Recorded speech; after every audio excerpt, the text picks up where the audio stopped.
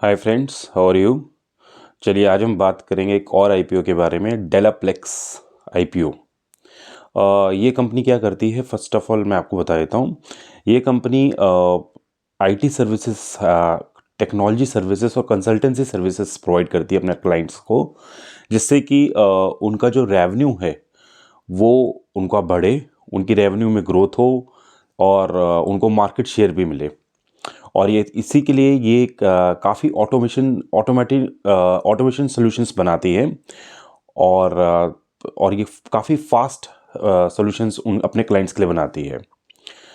और ये IPO, first of all ये आईपीओ जनवरी 25 से आया था और ये जनवरी 30 तक है और इसकी लिस्टिंग फरवरी 2 को होगी।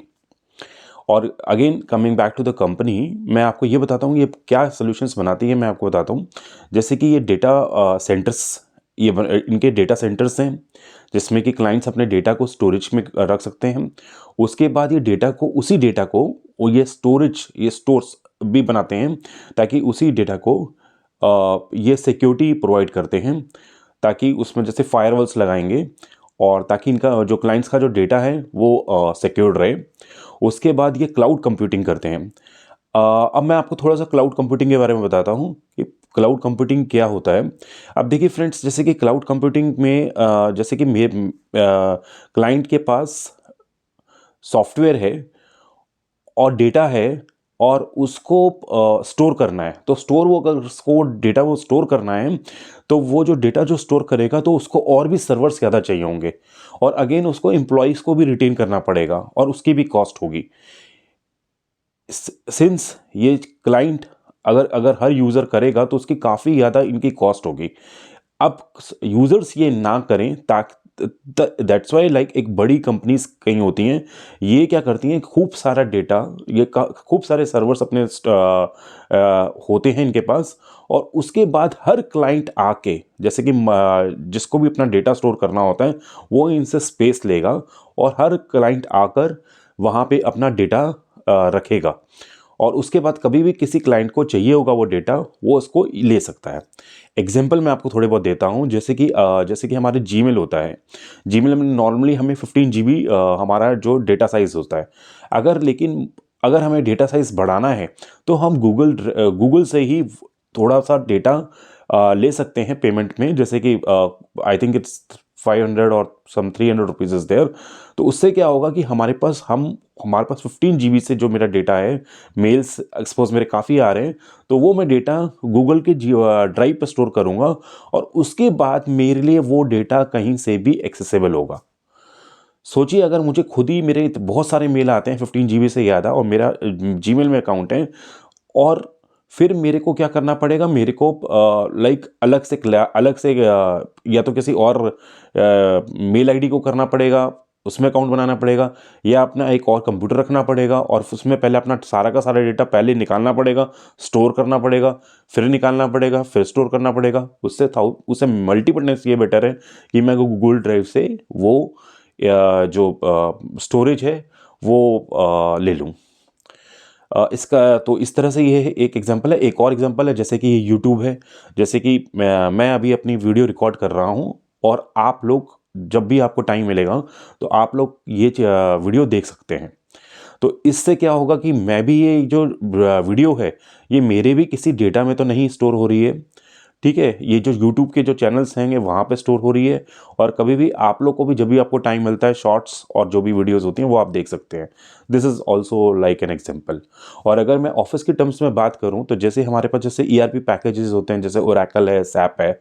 तो ये हम ओरेकल सैप में जैसे कि हम लॉगिन करते हैं तो ये सर्वर पे स्टोर होता है और उसके बाद हम पूरी प्रोसेसिंग करेंगे और उसके बाद जो डेटा है हम उसमें वो अटैच भी कर सकते हैं, जो अपनी फाइल्स हैं वो भी अटैच कर लेंगे। तो ये इस तरह से ये डेटा स्टोर होते हैं। तो ये इसमें सैस है, सैस का एग्जांपल है। पैस है, इंफॉर्मेशन इंफ्रास्ट्रक्चर वाला भी डेटा है। इन सब में क्या होता है कि बेसिकली कि कुछ कुछ डेटा जो होता है, जो मैंने भी एग्जांपल दिया आपको सॉफ्टवेयर का, वो सैस का एग्जांपल था। और जैसे कई जगह पे क्या होगा कि थोड़ा बहुत डेटा क्लाइंट स्टोर करेगा और उसके जो बैकअप्स हैं वो भी क्लाइंट स्टोर करेगा और उस तरह से ये डेटा क्लाउड को, this is what is the whole thing about cloud computing, जो पैस और इंफ्रास्ट्रक्चर वाला भी होता है। तो ये जस्ट थोड़ा सा मैं एक ओवरव्यू ट्राई किया है ये आपको देने के लिए with examples like what is the cloud computing. उसके बाद ये डेटा एनालिटिक्स में भी है। डेटा एनालिटिक्स क्या होता है कि लाइक आपके पास डेटा तो है, बट आपको उसको यूजफुल इंफॉर्मेशन में बनाना है। जैसे कि अगर डेटा किसी यूट्यूबर के पास आएगा कि कौन से यूज़र्स हैं, वो किस टाइम पे कैसा डेटा देख रहे हैं, उनका जेंडर क्या है, उनकी एज क्या है, कौन सी स्टेट से वो बिलोंग करते हैं, और कंट्री के से कौन सी कंट्री से वो डेटा देखते हैं। तो अगर इसी को अगर हम थोड़ा सा इसी किस स्टेट से देखते हैं, लाइक मल्टीपल वे से अगर हम इसको देखें, अगर डेटा एक मीनिंगफुल वे पे निकलेगा जिससे कि किसी का रेवेन्यू ज़्यादा बढ़ता है तो, या ग्रोथ इसकी होती है, तो वो भी एक डेटा एनालिटिक्स इज़ दैट, और ये वो भी करते हैं, डेटा एनालिटिक्स भी करते हैं। उसके बाद जो आजकल जो चल रहा है आर्टिफिशियल इंटेलिजेंसी, ये इसमें भी है। और आर्टिफिशियल इंटेलिजेंसी जैसे कि आपको पता है कि आर्टिफिशियल इंटेलिजेंसी में अभी there are lot of people like वो आर टेलिंग कि इससे काफ़ी जॉब्स जाएंगी। डेफिनेटली आर्टिफिशियल इंटेलिजेंस से कंप्यूटिंग कर लेता है, इससे जॉब्स जाएंगी, लेकिन साथ साथ जॉब्स आएंगी भी, क्योंकि न्यू जॉब्स भी क्रिएट होंगी। क्योंकि जो सपोर्ट देगा आर्टिफिशियल इंटेलिजेंसीज को भी, वो भी ह्यूमन बींग्स ही होंगे। और स्पोर्ट में भी आर्टिफिशियल इंटेलिजेंसी की जॉब्स भी रिटेन, एक न्यू लेवल ऑफ जॉब्स आएंगी, और ओल्ड लेवल ऑफ जॉब्स जो होती हैं ट्रेडिशनल जॉब्स, वो थोड़ी सी कम होंगी। और खुद ही आप ये सोच लीजिए कि हमारे इतने सारे एप्लीकेशंस हैं, अगर आप प्ले स्टोर में जाते हैं you will get so many applications. तो इनको भी कभी ना कभी, तो इनको तो जब ये आर्टिफिशियल इंटेलिजेंसी आएगी तो इनको भी तो कभी ना कभी तो सपोर्ट करना ही पड़ेगा। तो आप सोचिए कितनी सारी जॉब्स उस समय भी क्रिएट होंगी। तो this is what like all of what they do. तो ये जस्ट मैंने एक ब्रीफ आपको बता दी है। और इसमें इनके अराउंड 300 एम्प्लॉयज़ हैं, अराउंड 14-15 इनके एम्प्लॉयज़ थोड़े कॉन्ट्रैक्ट एम्प्लॉयज़ भी हैं। और इनके जो ऑफिसेज हैं वो हैं, जैसे पूना पे हैं, और हैदराबाद पे हैं, बेंगलोर पर हैं, और इनके दुबई और यूएसए में भी ये ऑफिस हैं। और इस कंपनी का 51% शेयर होल्डिंग डेलाप्लेक्स यूएसए के पास है। और अब मैं आपको थोड़ा सा इस आईपीओ के बारे में बताता हूँ। ये आईपीओ जनवरी 25 से जनवरी 30 के बीच में रहेगा, और ये फरवरी 2 को ये लिस्ट भी होगा। इसका जो इन प्राइस बैंड रखा गया है वो रखा गया है 186 से 190 रुपीज़ पर शेयर। और ये 600 शेयर्स रखे गए हैं कि 600 शेयर्स से ही इसका एक लॉट है। दिस इज़ सॉरी 192 रुपीज़ पर शेयर ये इसमें रखा गया है। और इसमें जो लॉट है वो है 600 शेयर्स का जो लॉट है, और इससे around 1,15,000 rupees a person has to pay for one lot. और इसमें से कंपनी 46 करोड़ रुपीज़, इसमें से 46 करोड़ रुपीज़ कंपनी को मिलेंगे, जिसमें कि 34 करोड़ रुपीज़ फ्रेश इशू के हैं, यानी वो कम पैसे जो कंपनी अपने बिजनेस में यूटिलाइज करेगी। और जो बाकी का पैसा है अराउंड 12-13 करोड़ रुपीज़ वो ओएफएस के हैं, जो प्रमोटर के पास जाएंगे, और that will go to promoter for their own personal purpose. तो बात करते हैं फ्रेश इशू के बारे में। फ्रेश इशू जो 34 करोड़ का है, उसमें से कंपनी ने ये बोला है कि 34 करोड़ रुपीज़ में से 13 करोड़ कंपनी को चाहिए वर्किंग कैपिटल के लिए, और 4 करोड़ का कंपनी को चाहिए एडवर्टाइजिंग और मार्केटिंग के लिए चाहिए। सिंस ये बहुत ही स्मॉल आईटी का कंपनी है, तो इनको इसलिए ये पैसा भी चाहिए होगा एडवर्टाइजिंग एंड मार्केटिंग के लिए। और 0.65 करोड़ यानी 65 लाख रुपीज़ चाहिए इनको अपने एम्प्लॉयज़ को के लिए, लैपटॉप्स और ये सब इनको खरीदने हैं, तो ये उसके लिए भी चाहिए। और बाकी का पैसा कंपनी जनरल कॉर्पोरेट पर्पस और साथ साथ इनऑर्गेनिक ग्रोथ के लिए भी रखेगी। इनऑर्गेनिक ग्रोथ क्या होती है कि कंपनी अगर कुछ बाय करना चाहती है, कंपनी को कोई अच्छी अपॉर्चुनिटी मिलती है कि कोई बिजनेस है और उसको कंपनी से बाय करना चाहती है, तो वो होती है इनऑर्गेनिक ग्रोथ। तो ये कंपनी इनऑर्गेनिक ग्रोथ के लिए भी ये पैसा रखेगी, जो इसका बैलेंस पैसा है। अब इसके बारे में इसके बाद हम बात करेंगे कि कंपनी की जो बिजनेस है ये कंपनी का मेन बिजनेस ये आता है इंटरनेशनल मार्केट से, यूएस मार्केट से इनको आता है। और ये जो बाहर जो इनको जो बिजनेस आता है ये काफ़ी ज़्यादा डिफरेंट सेक्टर से भी आता है। यानी कि इनके जो सेक्टर्स हैं, इनके हॉस्पिटैलिटी सेक्टर्स हैं, आईटी सेक्टर्स हैं, पेट्रोलियम पे इनके क्लाइंट्स हैं, तो टेलीकॉम पे भी इनके क्लाइंट हैं। तो इनके क्लाइंट्स भी काफ़ी वर्सेटाइल भी हैं, इनकी जोग्राफी भी काफ़ी वर्सेटाइल भी है। तो इसके कारण क्या हो रहा है कि इनका जो रिस्क है वो काफ़ी डाइवर्सिफाइड है।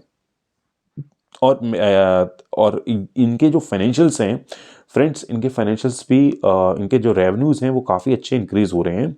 इनका रेवेन्यू फाइनेंशियल 21 में 36 करोड़ था, जो कि बढ़ के 55 करोड़ हो गया है। और इनका जो प्रॉफिट था फाइनेंशियल 21 में वो 4 करोड़ था, जो कि बढ़ के 8 करोड़ रुपीस हो गया है। और इनके जो लास्ट अप्रैल 23 से सितंबर 23 के जो सेल्स थी वो 28 करोड़ थी रफली। और ये इनका जो प्रॉफिट था 4.26 करोड़ का हो गया है। तो इस तरह आप देख सकते हैं कि इनके जो प्रॉफिट आफ्टर टैक्स के जो मार्जिन्स हैं वो काफ़ी बढ़ रहे हैं। वो 11 to 14% बढ़े हैं। फाइनेंशियल 21 में 11 थे, फिर 14% बढ़ गए हैं। सेम वे इनकी एबिटा भी काफ़ी अच्छी तरह से इम्प्रूव हुई है। और कंपनी का रिटर्न ऑन इक्विटी अगर हम देखेंगे तो ये 40% प्लस पे आता है। और कंपनी जिस तरीके का ये प्राइसिंग लेकर आ रही है, फाइनेंशियल 23 के हिसाब से इसकी प्राइस अर्निंग आती है 17 की। और अगर हम इसके 6 मंथ्स की जो सेल्स देखते हुए प्राइस अर्निंग निकालेंगे तो वो अराउंड आती है 20 का। और यहीं पे कंपनी ने अपने कॉम्पिटिटर्स के बारे में बताया है, जैसे जिग्मा है, माइक्रो करके भी एक कंपनी है इनके बारे में बताया हुआ है कि इनके कॉम्पिटिटर्स हैं और जिनकी P50 से 213 के बीच में है। तो इस हिसाब से देखेंगे तो कंपनी की वैल्यूएशंस काफ़ी रीजनेबल है। फिर हम इस और अगर हम इसके मार्केट कैप के बारे में देखें कि अपर जो प्राइस बैंड है 190 का, तो उसके हिसाब से कंपनी का मार्केट कैप होगा 175 करोड़। और ये कंपनी की जो एंकर बुक है ये कम्प्लीटली सब्सक्राइब हुई है और इसमें 9 इनके इन्वेस्टर्स हैं जिन्होंने पार्टिसिपेट किया है। और मैं आपको पहले भी बता चुका हूँ कि जो एंकर बुक होती है ये इसमें लॉक इन होता है। फर्स्ट 30 डेज़ का लॉक इन होता है, तब तक तो आप बिल्कुल नहीं बेच सकते, एंकर्स बिल्कुल नहीं बेच सकते। उसके बाद एंकर अपना 50% शेयर होल्डिंग बेच सकते हैं। उसके बाद 3 मंथ्स के बाद जो प्रमोटर्स होते हैं, एंकर होते हैं, वो अपना पूरा का पूरा स्टेक बेच सकते हैं।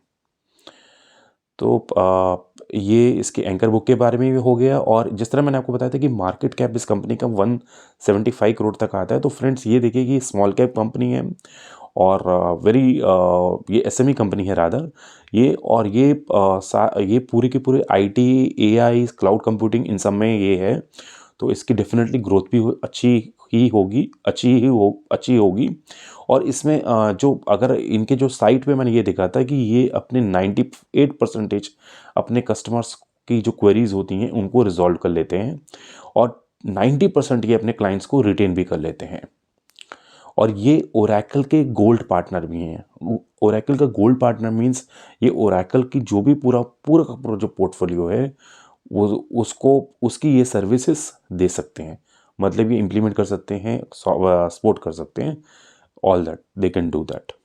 सो इनकी डेफिनेटली अगर हम इस तरीके से देखें तो इनकी ग्रोथ काफ़ी अच्छी लगती है और पॉजिटिव भी लगती है। और इनका जो ग्रे मार्केट प्राइस इस कंपनी का अराउंड 85 है। तो अगर आप 192 रुपीज़ देखते हैं कि अपर बैंड है और 85 रुपीज़ ग्रे मार्केट प्राइस है, तो अराउंड इसकी लिस्टिंग 277 के करीब हो सकती है। However again grey market price सिर्फ एक इंडिकेशन है। इसके बेसिस से प्लीज़ कभी भी स्टॉक पे इन्वेस्ट मत करिए। पूरा का पूरा स्टडीज़ करिए, फंडामेंटल स्टडी करिए और उसके बाद ही इन्वेस्ट करिए। और ये वीडियो सिर्फ इन्फॉर्मेशन पर्पस से है। यहाँ पे कोई मैं आपको सलाह नहीं दे रहा हूँ कि बाय करें, सेल करें। This is only for the information and education purpose. और जब भी इन्वेस्ट करें तो अपने इन्वेस्टर से ये जो आपके फाइनेंशियल एडवाइज़र हैं उससे पूछ के ही इन्वेस्ट करें। चलिए, ये तो हो गई ग्रे मार्केट प्राइस के बारे में भी, और ये मैंने आपको बता दिया कि ग्रोथ के बारे में भी। लेकिन सबसे इम्पोर्टेंट चीज एक और होती है कि आपको हमेशा कंपनी के रिस्क भी पता होने चाहिए।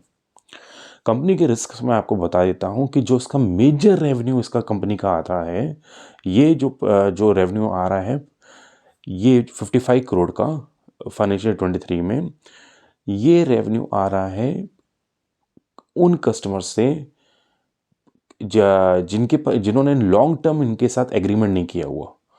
मतलब कोई 5 ईयर 10 ईयर्स का कोई लॉन्ग टर्म इनके पास एग्रीमेंट्स नहीं है। तो ये उन कस्टमर्स के पास आ रहा है। कल को सपोज वो स्टॉप करेंगे तो कंपनी के रेवेन्यूज बहुत जोर से इम्पैक्ट करेंगे। और इनको जो रेवेन्यू आ रहा है वो अपने प्रमोटर के कारण भी इनको ये रेवेन्यू मिल रहा है। और उसके बाद अगर आप देखेंगे कि ये इनको रेवेन्यू जो मिलता है ये यूएस की मार्केट से ही मेजरली आ रहा है, यूएस और यूरोप की मार्केट से। तो यहाँ पर क्या होगा कि कल को सपोज कर लीजिए कि ये मार्केट अगर डल होती है तो ये रेवेन्यूज़ भी उसके अकॉर्डिंगली इम्पैक्ट होंगे। हालांकि अभी कल ही एक डेटा आया है कि यहाँ पर यूएस की जो जीडीपी है वो काफ़ी अच्छी तरह से ग्रोथ हो रही है, तो which is a positive sign. But in case if it is not happening, so this is a risk for the company. So this was all about this Dellplex IPO. I hope that you would have liked the video. So please, if you have liked the video, please share and subscribe and comment on my channel. मैं next एक और video लेकर आऊँगा by Sunday और by Monday on the BLS IPO, जो कि main board का IPO है।